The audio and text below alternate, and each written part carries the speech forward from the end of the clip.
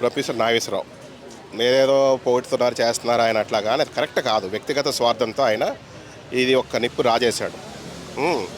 ఒకవేళ నాగేశ్వరరావు గారు ఈ వీడియో చూస్తే మన తెలంగాణ ఆంధ్ర ప్రజలకు ఒకటి గుర్తుపెట్టుకోండి, నాగేశ్వరరావు గారిని నిజాన్ని నిరూపించమనండి. ముఖ్యంగా ఆయన దగ్గర ఏదైనా ప్రూఫ్ ఉంటే అమిత్ షా దగ్గర, పవన్ కళ్యాణ్ గారు, నాదెండ్ల మనోహర్ గారు జగన్మోహన్ రెడ్డిని అరెస్ట్ చేయమన్నారు అనే ప్రూఫ్ ఏదైనా ఉంటే నిరూపిస్తే ఒక పని అయిపోద్ది. అర్థమైందా? మేము కూడా పవన్ కళ్యాణ్, నాదెండ్ల మనోహర్నో, ఇంకోటి ఇప్పుడు జగన్ అభిమానులు ఎవరైనా ఏదో ఉంటే ఎవరికి ఇష్టం వచ్చినట్టు అడిగితే పడుతాడు. విషయాన్ని తేల్చకుండా ఏదో పుకారు పుట్టించావేంటి నువ్వు?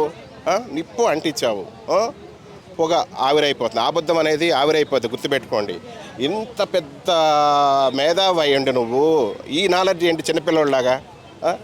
పైగా తెలంగాణకి అది విషయం ఉందనుకోకాల, తెలంగాణకి ఆంధ్రాకి సంబంధం ఏంటి?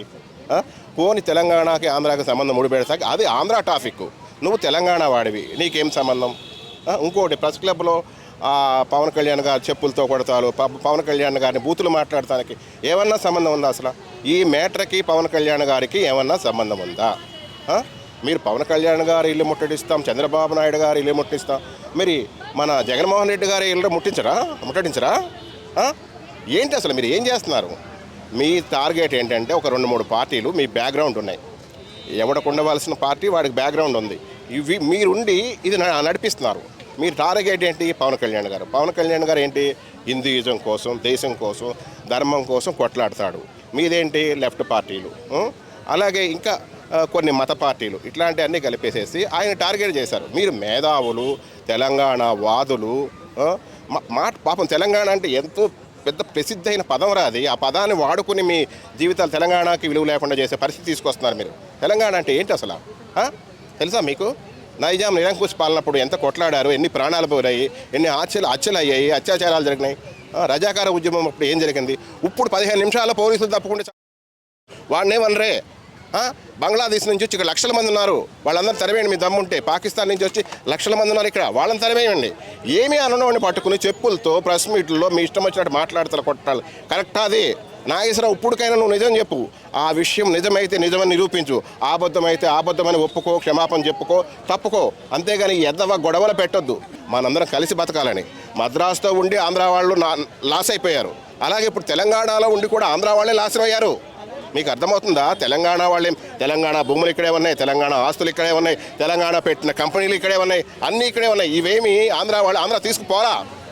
ఆంధ్ర పాలకులు, ఆంధ్ర ఉక్కుపాదం పోయిపోయి ఆ తెలంగాణ వాళ్ళు అందరికి కూడా చెప్తున్నాను నేను, దయచేసి అర్థం చేసుకోండి. ఏం చేశారు ఆంధ్ర వాళ్ళు? ఒకసారి చెప్పండి. మీ గుండెల మీద ప్రమాణం చేసి చెప్పండి. పొమ్మంటే పారిపోయారు. మిమ్మల్ని ఏనాడన్నా ప్రశ్నించారా? ఎదురు తిరిగారా? ఏమన్నా అన్నారా?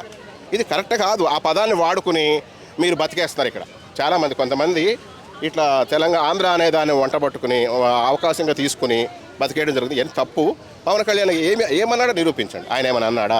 తెలంగాణను తిట్టాడా? తెలంగాణ వాళ్ళని తిట్టాడా? పోనీ నాగేశ్వరరావుని ఏమైనా తిట్టాడా? తిట్టలా. పోనీ జగన్మోహన్ రెడ్డిని ఏమైనా తిట్టాడా? తిట్టలా.